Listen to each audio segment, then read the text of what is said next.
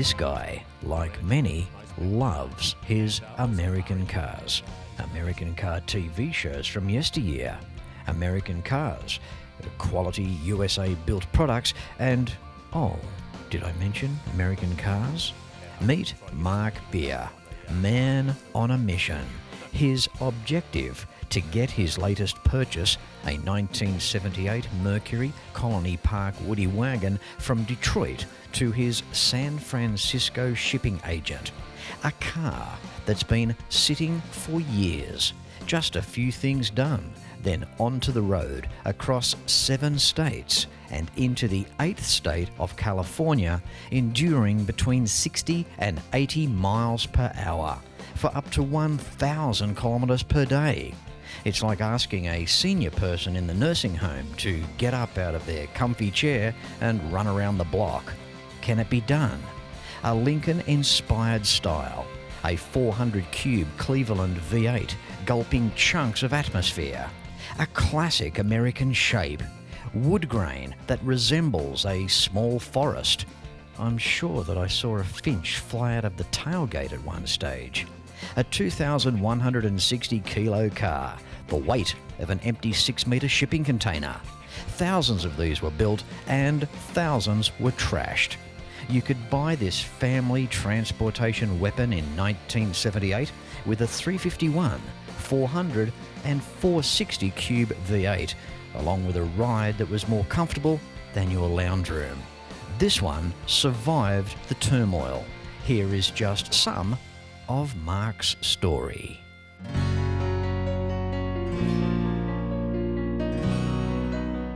Where did it all begin with me with cars? Well, I think back to when I was a little kid. Obviously, like most kids, I had Matchbox cars and, Corgi cars, those sorts of things. I probably had more than most. I was always a big collector and always had a fascination for cars. And I guess as I got older, I'd watch a lot of the American, particularly the police programs, Streets of San Francisco, Hawaii Five-0, those sorts of shows, and plus movies. And I always was really impressed by the American cars. I always thought they were pretty spectacular, the way they were thrown all over the road, smoke pouring out of the tyres, all that kind of stuff. I thought that was pretty impressive as a kid. And then my father bought a 1972 Ford Galaxy LTD. It was from the Premier's department. It was Sir Robert Askin's car. I was 2 years old when he got it. And that car made a huge impression on me. I just love that car. And in fact, if I heard my dad start the engine in the garage, I'd run to the top of the driveway to make sure I went for a ride with him in the car every chance I got. When I was working for General Motors over in New Zealand in sort of the 90s, mid-90s, my brother told me that my dad had sold the Galaxy, and I was devastated. So I set about trying to find out where it was, and luckily my brother's friend saw it parked somewhere, and I said to him, if you see it again, put a note on the windscreen. So he did that, and to cut a long story short, I ended up buying the car back, so I've still got it to this very day. So that car's really special to me, and I guess since then I've also purchased other cars. I've got European, Australian and American cars. I like pretty well all cars, but I'd have to say the American and the Australian ones are definitely my preference. And I guess I set about, from a work perspective, trying to make sure that I could incorporate my passion into what I do for a living. So, I've worked for Mitsubishi Motors in various roles, and then I went into General Motors in the very late 80s, and I was lucky enough to head up the New Zealand market as their national sales manager. And then I went into product planning with General Motors at Fisherman's Bend. So I guess as I see the Australian car industry sort of, in terms of local production, starting to wind down, it's a pretty sad moment for me. And I guess I was just lucky enough to be part of the industry and, in product planning, responsible for a lot of vehicles, obviously with a team of great people as well, but responsible for some pretty epic vehicles. Then after I moved on from General Motors, I joined Ford, looking after the marketing and the product planning for Ford performance vehicles.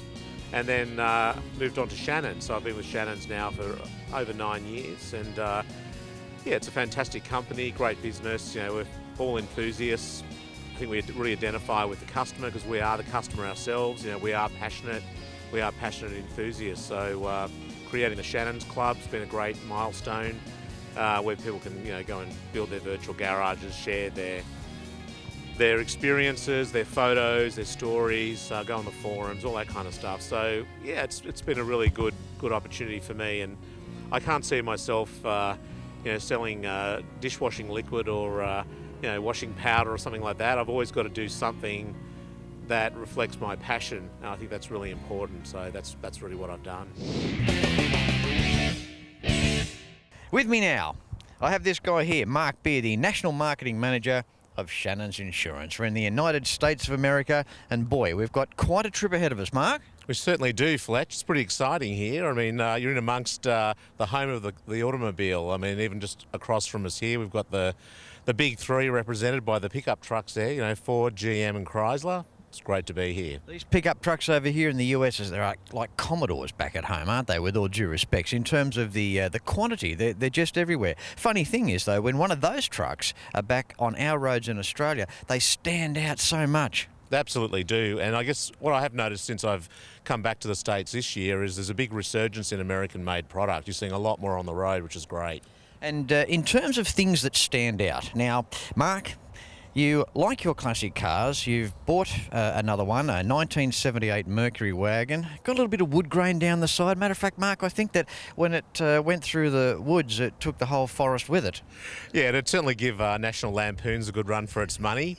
No doubt about it. But the Mercury Colony Park it's called, and it's pretty cool, I think. What a classic car, 1978, getting towards the end of the big bangers. It still has a 400 cube V8 up under the hood like a 351 Cleveland on steroids. It drives superbly. I've only done a short distance in this car, but you've only got to go from, around a car park or the length of a football field, and straight away you appreciate the quietness, the comfort. Again, it's one of these things that's designed to go from one side of the country to the other. Yeah, it's like riding on a cloud, and it'll take your luggage. I'd like to point out some features of this car too. The dress rooms were the first thing I noticed. That same style stainless steel full-faced dress cover used in Australia on our later Fairlanes and LTDs. Yeah, it was. I think it was the ZJ and the ZK Fairlane. There you go, bit of trivia there, Fletch. You've got to get up pretty early in the morning to catch this guy out. Now, we see also design features when you look at the front of the car too. Reminds me very much of a lot of the styling, the Lincoln styling that flowed through to Australia. The LTD Silver Monarch. You can see the tops of the guards and how it comes out, the squareness around the front. You can see where these American styles transform themselves into the Australian design department. Yeah, absolutely. I mean, this Mercury was the top of the line wagon for the Ford Lincoln Mercury division, and effectively couldn't buy a Lincoln station wagon, so this was the next best thing. And a lot of those styling features did find themselves through on the Australian cars. I still think it's pretty cool for 1978, although a little smogged up and lower compression, to still be able to buy a 400 cube V8 in 78. I mean, I think that's pretty cool. And also supporting the 1970s CB antenna still on the top of the front fender. How cool is that? Yeah, I haven't tried to get Smokey and the Bandit on the wire yet, but we'll wait and see. And we look around the back of the car, nice and big and square and long. It's got its own postcode, luggage rack on top. The interior is great. Yeah, it's actually a 9-passenger wagon. It's 3 in the front, 3 across the second row, and then 3 in the back. And they even had an optional magnetic checkerboard that the kids could play checkers in the back on a road trip. Of course.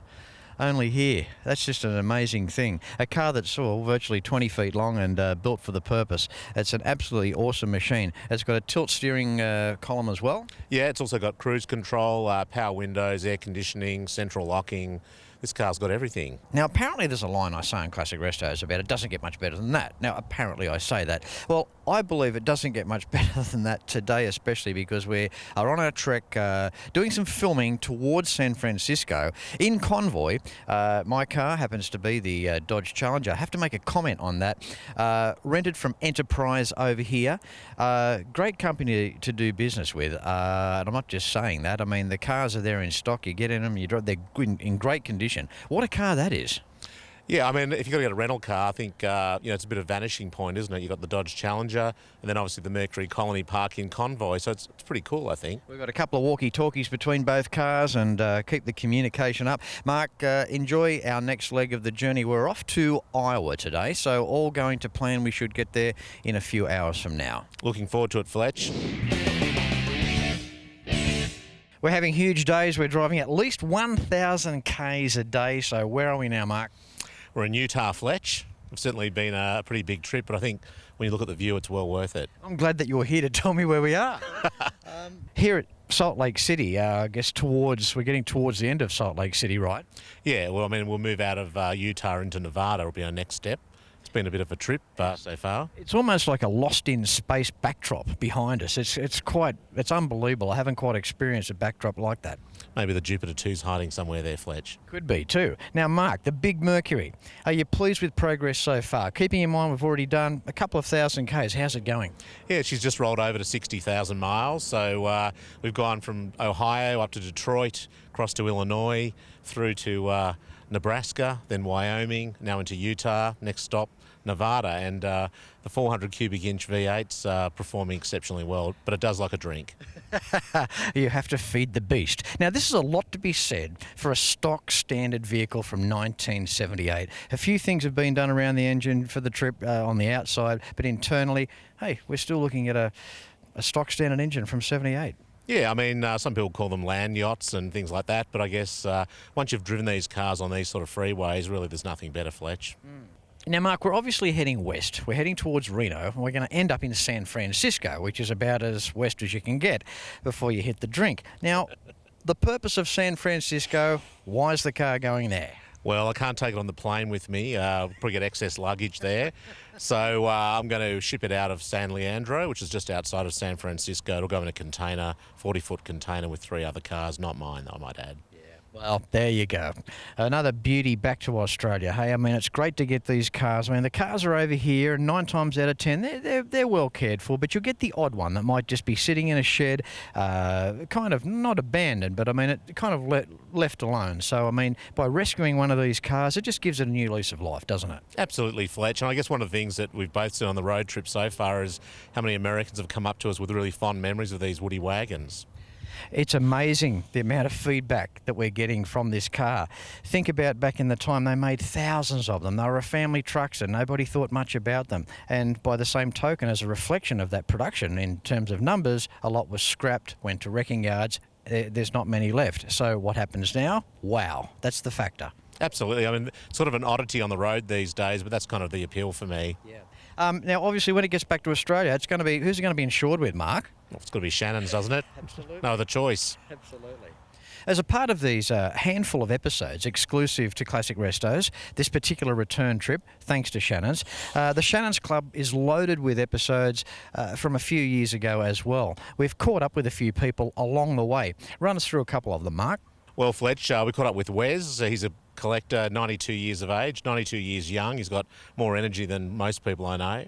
And also Murray, and he's got that massive Chrysler collection, as you know. So all those episodes are available on the Shannon's Club, as well as all the past episodes of Classic Restos as well. So plenty of viewing pleasure. That's the beauty of the Shannon's Club. They stay there, well, virtually forever, and you can do the search and find them. As Mark alluded to, Wes, 92 years of age, a collection of 35 cars, and then we have Murray from Ohio with around 1,500 Mopars. I've never met a guy that's got so many cars, he's actually forgotten where some of them are kept. Yeah, I quite don't have that many at this stage. Don't forget, the Shannon's Club is an amazing online facility, and it's crafted for motoring enthusiasts. When you get a moment, find out more when you check out shannons.com.au.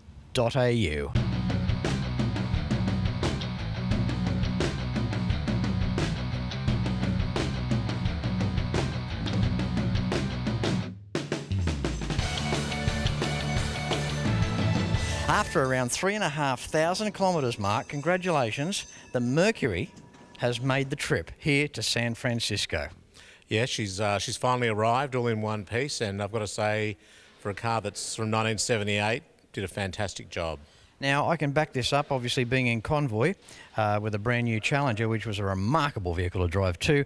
I was in front of you most of the way, behind you a little part of the way, and believe me, that car, it never missed a beat. And I just think, again, as we said earlier in the segment, what a car. Yeah, I mean, it's a testament. I think last time we were in, Salt Lake City, we drove through Nevada, through the desert, Mojave Desert, through the high Sierras into California, and she didn't miss a beat. You've had your backside on the front seat many, many hours of this car. So summing it all up, how happy are you really with it? I'm wrapped. It's fantastic. The car's everything I expected it to be. Did some work in advance before driving it across, hoses and belts, the usual things. And then, as you know, we did a carburetor swap over as well, just to make it run nice and smoothly. But car was fantastic. Mark, while I've got you, just tell us the advantages as to how good the Shannon's Club really is. Well, I mean, I'm a little biased, but it's fantastic. There's over 100,000 people every month go to the Shannon's Club. It's over 50,000 members. It's the home of classic restos. In fact, it's exclusively the place to watch classic restos in the video section. You can build your own virtual garage. There's a business directory. There's forums where you can discuss a whole lot of topics. But basically, it's the go-to place if you're a motoring enthusiast.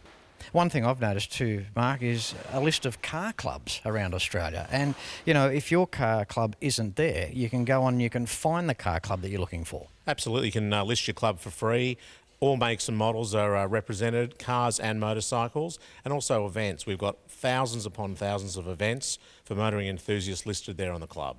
Well, Mark, I want to take this opportunity to thank yourself and Shannon's for the opportunity to come over here and work my guts out for a couple of weeks and do a whole bunch of United States-based shows. They've been exclusive, and what can we say? There's some great content there, and it's been a pleasure doing the trip with you, Mark. Same to you, Fletch, and I'm looking forward to watching all the episodes. Absolutely. Now stick around, because after the break, we're going to be speaking to a really cool guy in Detroit with a beautiful 1973 Cadillac. It's bagged out with white wall tyres, and it looks sensational. Stick around.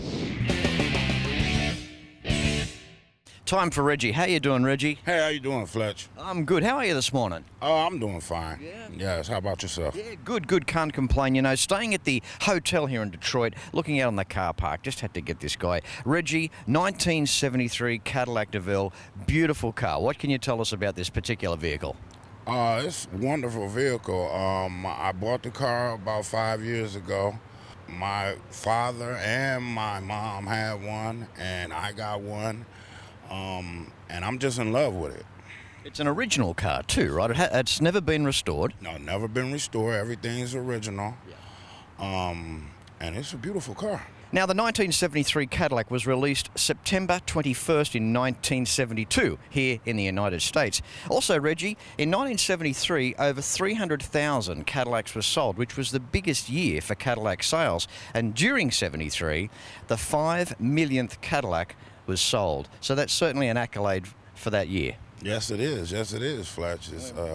When we go back to 72, the year before, that was the 70th anniversary of Cadillac.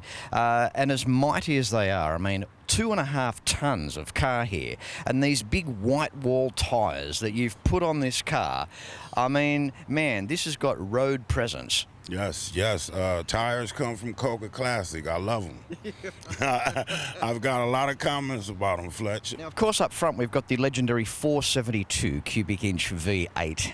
And to run these things, the gas, the fuel out back, we've got a 27-gallon fuel tank here. About $70 to fill up. How far does that get you, Reggie? Maybe about 300 miles. Isn't that good? You have to fuel the beast. You don't buy these things for gas economy, right? No. It's strictly for show. Because it burns a lot of gas. Yeah. Yes. Yeah. Now, Reggie, just quickly with the options of the car. Now, the big panel across the radiator support on the front clip there, or the front of the hood, should I say, all that bright work. Now, was that an option in the day, or was that a standard? Yeah, it's an option. You could get it, the grill. And back then, you could get it from Cadillac when you bought the car. You could order it on the car already. It was actually Cadillac, between Cadillac and Lincoln. Cadillac had the most options and the most models. There was so much to choose from. I mean, you could go wild with the options, couldn't you? Yes, Fletch. I mean, by 1973, automatic climate air conditioning, power steering, six-way power seat, it was pretty well old hat. I mean, it had been around for years by that stage, hasn't it? Yes, Fletch. Yes, it was. All right, look, I'm going to let you get back to it. Great catching up with dudes like this man here. He's a good fella, Yes. and I love the Cadillac, Reggie. Have a good one, Fletch. Nice meeting you. You too.